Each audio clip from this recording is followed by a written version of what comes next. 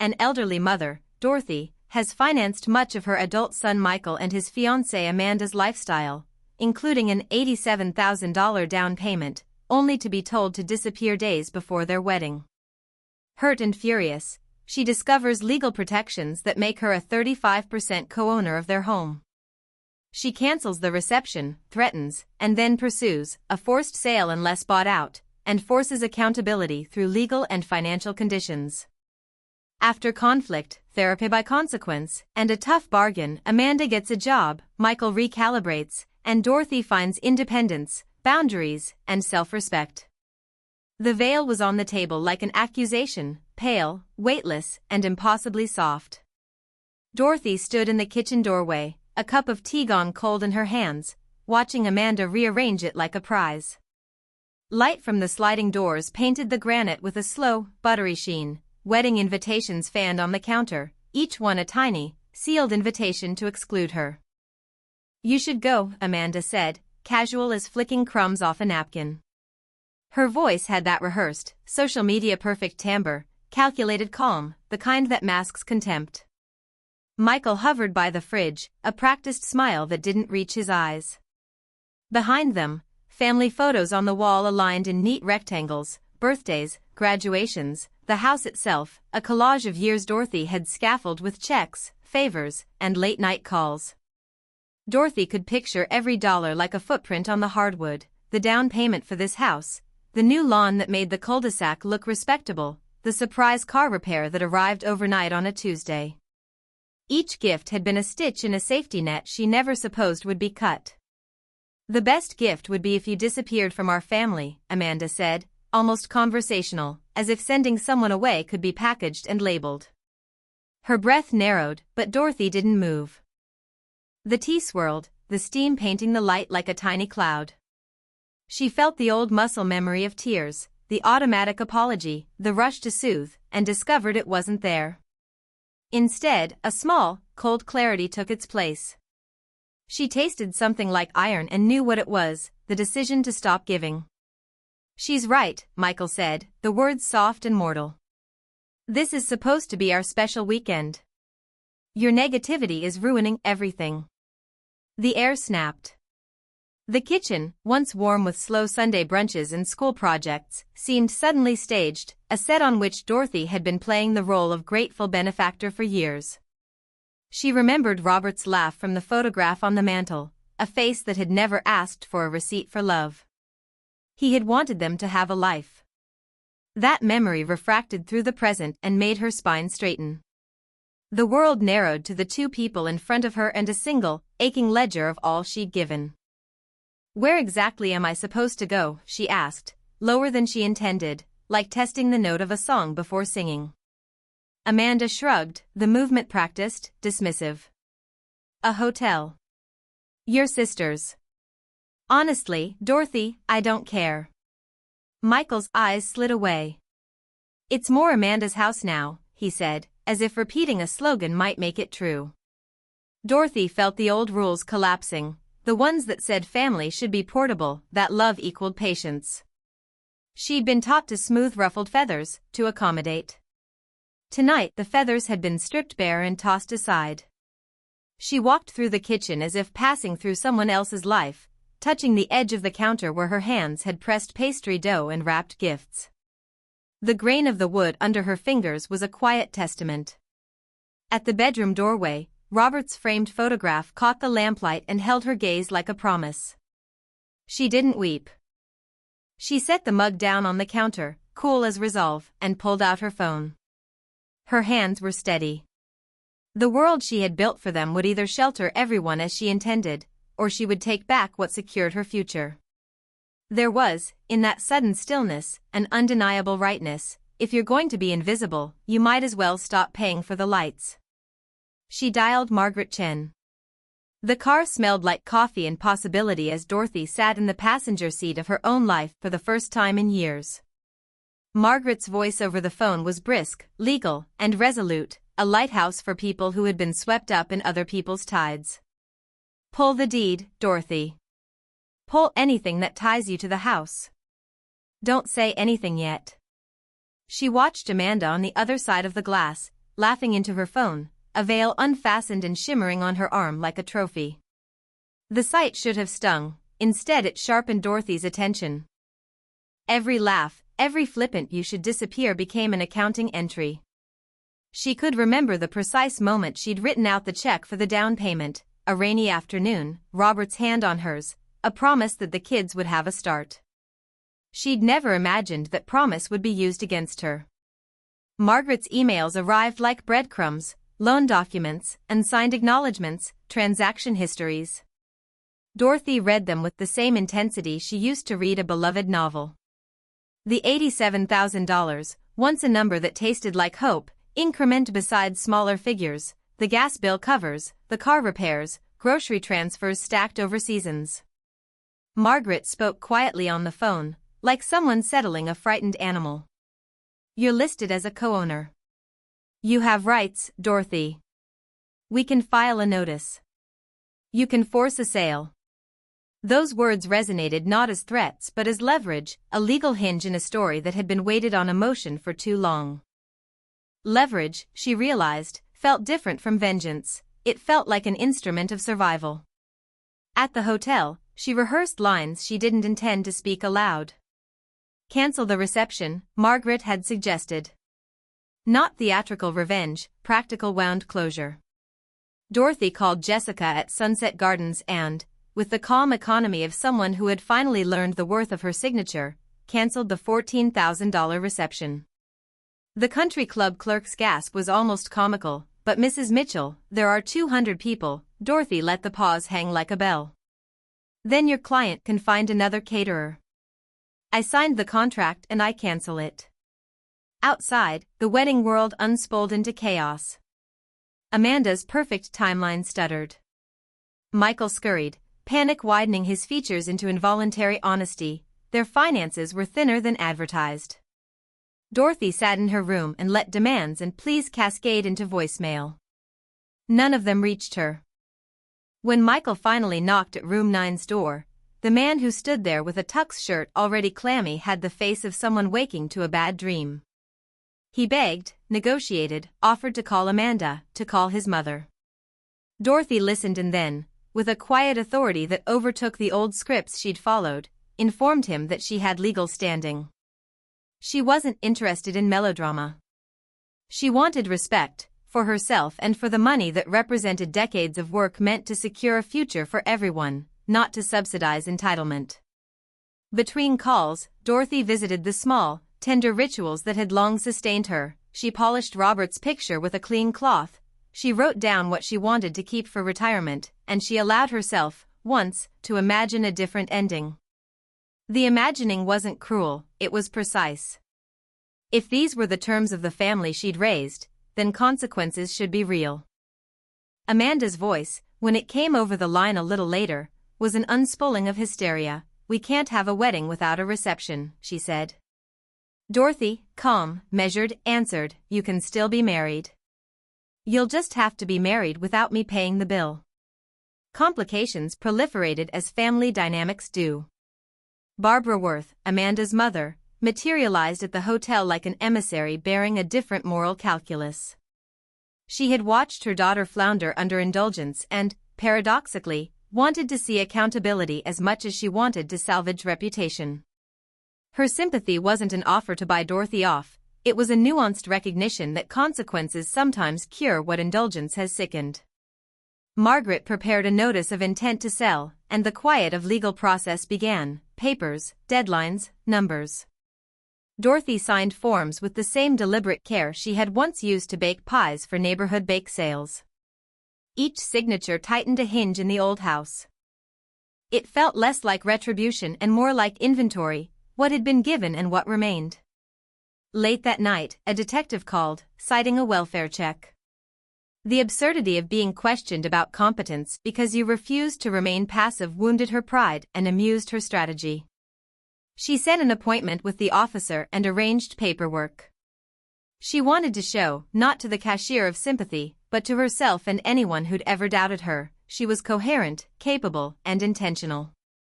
The next morning, the family came to the law office. The meeting would be the test, Could gratitude be negotiated into responsibility? Could entitlement be switched to accountability? Dorothy walked into the wood-paneled conference room with the photographs of the house and the ledger like saints in her pocket. She felt, for the first time in decades, like a woman moving from survival to stewardship. The conference room smelled faintly of lemon polish and paper, a neutral smell for neutral decisions. Michael and Amanda arrived flanked by distracted desperation. Their faces were worn, the edges of entitlement rubbed raw. Dorothy sat across from them with a single manila folder, the deeds, the mortgage statements, the hard math of what love had cost. When Margaret began to lay the facts on the table, the air changed from argument to arithmetic. Mrs. Mitchell provided $87,000 for the down payment, Margaret said. The deed lists Dorothy Mitchell as a co-owner at 35%. If we can't negotiate a buyout, Dorothy has the legal option to force a sale. Amanda's head tilted as if the sentence might correct itself. But, I never signed, she began. No, Margaret interrupted gently. You didn't sign the acknowledgement forms. We sent them. You didn't return them. Ms. Mitchell's loan was structured as a co-ownership with protections. Legally, your house is partially hers. There was an intake of breath that sounded like a held ocean. Amanda's face wavered, Michael's anger, or fear, hardened into a pale, ragged thing. This was not what they had rehearsed. This legal pivot was raw, precise, and unromantic. The fairy tale of a family-run blessing had slipped into the hard geometry of percentages. Amanda left the room first, a comet of tears and frantic fingers on a phone. Michael stayed, the weight of what he'd taken on his shoulders now uncannily visible.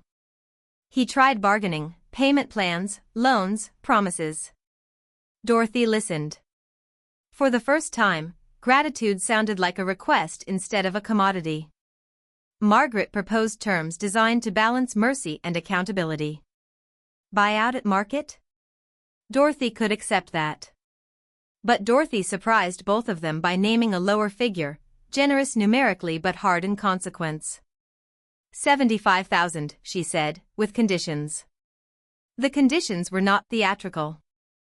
They were workmanlike and merciless in the way of discipline.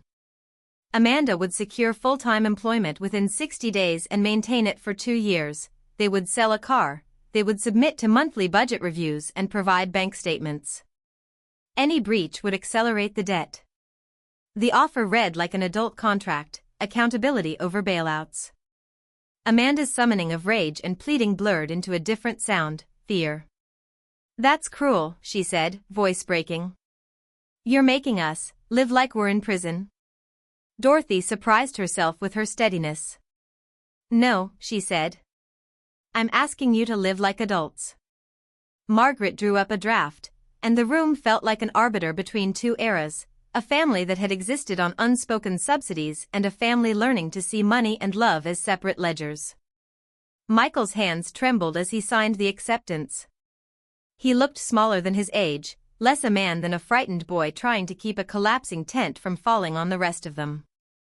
Outside, Amanda's mother, Barbara, paced the hotel corridor. She pressed an envelope into Dorothy's hands, not full of cash, but with an apology and a check torn in half. I won't enable her, she said. Not anymore. The fracture in Amanda's upbringing was there, raw and sudden. Indulgence had an invisible cost, one that Barbara had finally decided she would not pay. The midpoint twist was not a single event but a moral reorientation, the family's power dynamic inverted. Dorothy's leverage was legal, but what transformed the story was her moral calibration. She could have sold them out entirely in a cold judgment, or she could have softened without consequence. Instead, she married compassion with demands, and the result was messy and human. After the contract was signed, they left, a procession of wounded pride. In the empty conference room, Dorothy felt a curiosity she had not recognized before. What would happen when protection was withdrawn and the children had to invent currency with their own hands? The thought felt dangerous and luminous at once. That night, Amanda got a job application. It was clumsy and anxious. She filled it by flashlight under a duvet. Michael stayed up, creating spreadsheets for the first time in his life. In the short, uncomfortable evening air, small acts of responsibility, phone calls, applications, the first budget meeting, arrived like awkward, hopeful seedlings in a yard that had been overwatered with favors for years. Dorothy watched these beginnings with a guarded hope. She couldn't unwrite the past, but she could insist the future be different. The twist had been delivered. The family now had to reckon with their choices, not merely their feelings. After the contract, the house felt different when Dorothy walked past it, not hers in the warm, scolding way it had been, but altered by the knowledge that its future hung in a ledger. She moved slowly through the neighborhood, neighbors watering roses, a dog trotting along a leash, children racing bikes. Life went on, indifferent to her accounting. At home, Amanda's panic became industry.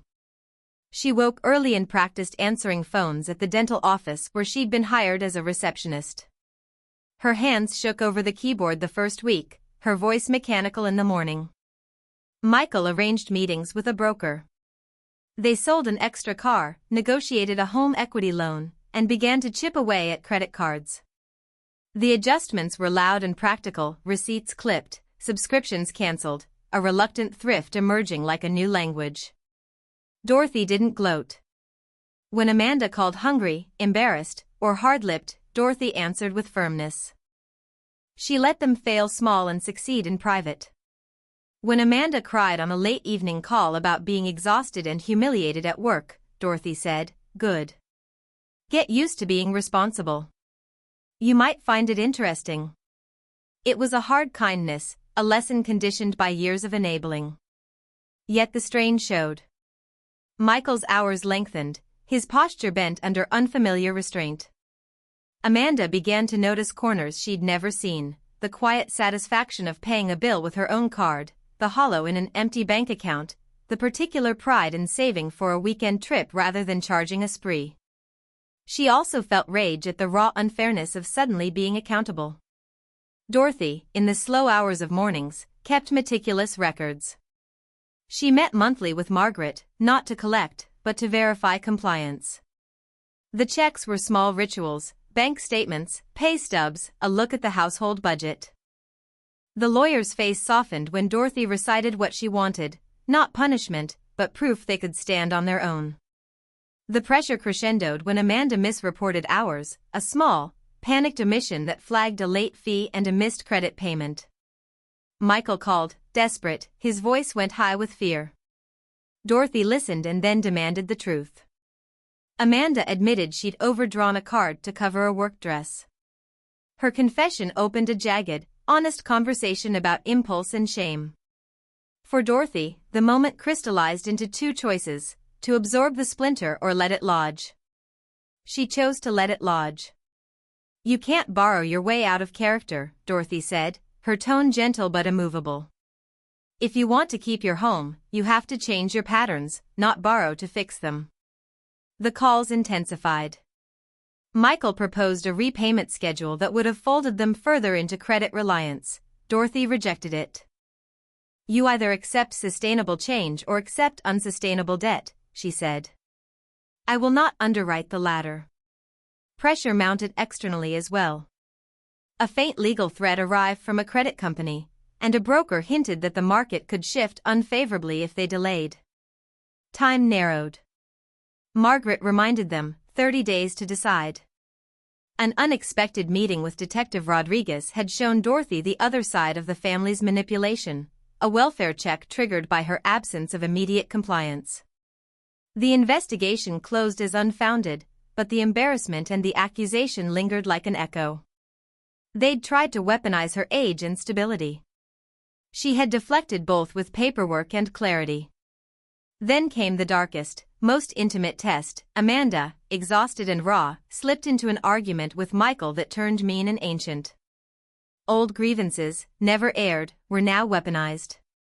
Michael accused Amanda of entitlement. Amanda accused Michael of craven cowardice. Dorothy listened from her new apartment, a modest, tidy space where she had placed only a few things from the old house. She could have flown in to mediate, instead she let them speak their anger in full, believing that anger unsoftened might teach truth. The climactic pressure did not arrive as a dramatic scene in which someone shouted a revelation. It was quieter, a final, fateful meeting with numbers on a table and signatures to be inked.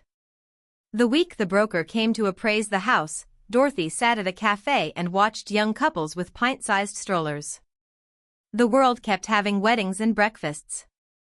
Her choice now was whether to close the ledger or push the transaction to its unavoidable end. In the end, she wrote a final email with the offer sealed and the deadline attached. The words were a bridge built for them, not a trap. Buyout, conditions clear, or sale. She pressed send and felt the air go thin and honest. The family's next decision would either reconcile or fracture them. Dorothy folded her napkin and waited for the inevitable knock. The day the broker came, a house looked like a theater awaiting its verdict. Curtains open, furniture arranged, the entire life staged. Amanda stood at the foot of the stairs, veilless and hollow-eyed, while Michael paced the driveway like a man rehearsing apologies. The appraiser walked the rooms with a neutral nod, his clipboard a kind of secular gavel.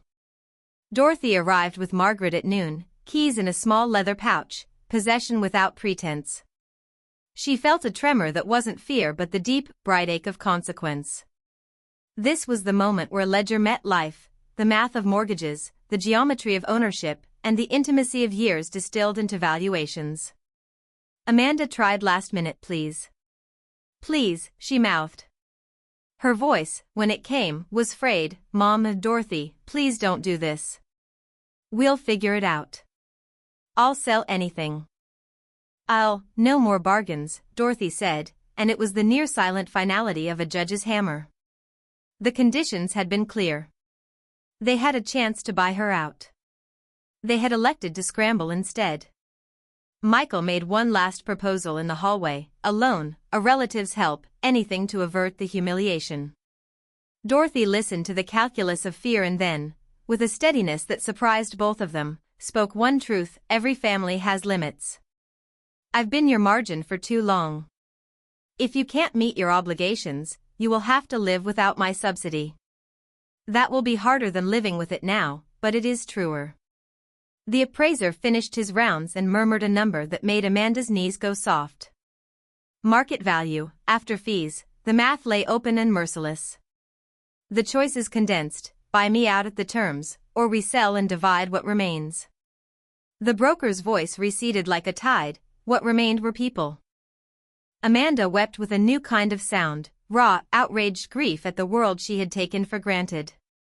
Michael's face flamed with shame.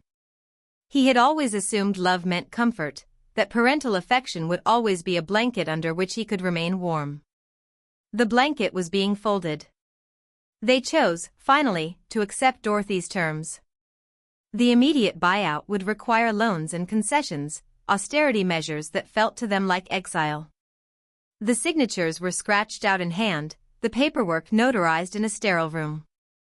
Margaret watched with that lawyer's mixture of professional distance and private satisfaction. She'd seen a woman reclaim her future and help her children earn their own.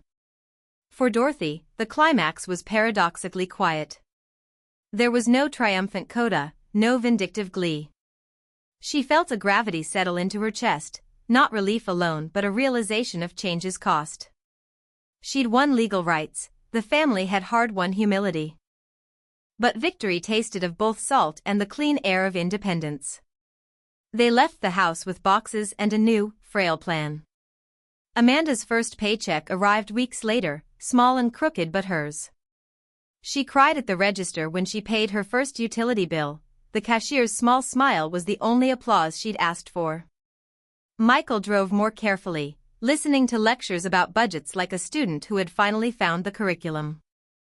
Dorothy moved into her apartment with a small stack of Robert's books and a bowl she'd been given at a retirement shower decades ago. The apartment's windows looked over a walking trail where people jogged like timekeepers. She slept without the old, exhausting obligation to be always on for demands. 2 months after the buyout agreement, a complication arrived. Amanda's work required confronting a personal boundary, a scheduled weekend at a friend's bridal shower she had impulsively RSVP'd to months before. She'd already spent money she did not have. When Dorothy refused to cover the ticket, Amanda snapped into raw edge. The fight calmed into a conversation that sounded almost like repair. Amanda admitted shame and then asked, in a voice that wavered, "Do you ever regret letting us have that down payment?" Dorothy looked into the kettle as it steamed. For the first time, she allowed the full weight of the answer. "No," she said honestly. "I don't regret helping you start. I regret staying and letting you think I had no needs. That's what I needed to correct." The climax did not end in a dramatic courtroom-style rupture or a movie montage. It ended in the small, everyday acts: Amanda's first rent check, Michael's first repaired credit report, Dorothy's evening walks. The family's anatomy of dependence had been resutured, raw but healing. And Dorothy, standing on her balcony watching the sun tilt gold across the trail, felt the peculiar, private sensation of gravity easing off her shoulders. She had, at last, created space to be someone other than a ledger. 6 months later, the house that had once been a symbol of Dorothy's love stood quieter. The lawn still needed a trim, a neighborhood kid mowed on Saturdays, earning tips in crumpled bills. Amanda's keys, once jangling like entitlement, were now an actual set she used for an apartment where bills arrived with clinical regularity. Dorothy had a small, tidy apartment with a balcony and a single pot of basil that thrived under her care. The transformation was not miraculous. It was practical and slow, made of receipts, grocery lists, and the evening ritual of checking bank balances. Amanda learned, one awkward payment at a time, how to feed herself on a budget. She discovered small satisfactions she had never encountered in a life streamlined by others: the pride in buying a clean dress for work with money earned by her hands, the unexpected camaraderie of coworkers who praised her punctuality. Michael attended financial counseling and stumbled through budgeting like a man learning a foreign language. He rang Dorothy one evening to ask whether a renegotiated car payment was wise. The conversation felt ordinary and new in its deference. "Thanks for teaching me how to ask," he said sheepishly. And Dorothy, who had once barely dared voice what she needed, found herself answering without reproach. "You're welcome," she replied. "I'm glad you're learning." They began to talk, not daily, not entangled in debts and chores, but slowly, as people reacquaint themselves after a long absence. Amanda invited Dorothy to a modest celebration at the dental office for her promotion. Dorothy accepted and arrived with a small bouquet and a purse that no longer felt like an ATM. She listened to Amanda speak about spreadsheets and inventory management, her laughter thin with pride. The apology Amanda offered then was simple and uncluttered: "I was wrong. I took you for granted. I'm trying to do better." Dorothy watched, and something unspooling within her, a reserve of tenderness she hadn't known she could still afford, loosened. Not unconditional, but generous enough to allow repair. Sometimes people asked whether she regretted the fight, whether the house had been worth the rupture. Dorothy's answer was neither theatrical nor flippant. She thought of years of small transactions, band-aids, groceries, late-night checks. She thought of the ways constant rescue had prevented growth. "No," she said. "I'd rather they learn to swim than rely on me to row them across every tide." Her tone held the hard, quiet compassion of someone who'd chosen a difficult mercy. The community around her noticed the change. A neighbor introduced her to Frank at a book club meeting. They shared a laugh over a line in the same novel and later met for coffee. The small social scenes of Dorothy's life blossomed into something that had nothing to do with financial utility. She volunteered at the community garden, found comfort in routine, and let new friendships form like seedlings in tended soil. Amanda called sometimes to ask about a recipe or to share the kind of mundane day-to-day triumphs that once felt trivial. Michael texted pictures of a small weekend hike he'd taken, the sort of thing a man learns to do when he no longer spends every evening fending off obligations. Their messages were uneven and human, full of stumbles and small wins. On the anniversary of Robert's death, Dorothy set a single candle in the window and whispered his name. She wasn't the same woman who had given away everything without thought. She had boundaries now, quiet and clear. Her life had gained a new kind of fullness, not wealth as measure, but choice and the right to be seen beyond the amount on a ledger. She logged on to her old social account one evening and, with a wryness she enjoyed, recorded a short video, no grand declarations, only a candid glance and the words, "Sometimes you have to stop being what everyone expects you to be." She smiled, closed her phone, and wrapped her hands around a warm mug. The basil on the balcony scented the air. Elsewhere, across town, Amanda cooked spaghetti with a new, proud clumsiness. Dorothy had done what she set out to do, not break a family, but reteach it, with firm hands and measured mercy, how to live. That lesson had cost them nights of hard learning and long pauses at the kitchen table. It had cost Dorothy some easy illusion of being endlessly needed. But it gave her, and, eventually, them, the currency of autonomy. She watched the sun dip behind the trail and felt, for the first time in a long while, lighter. The future was not certain. It was, at last, hers.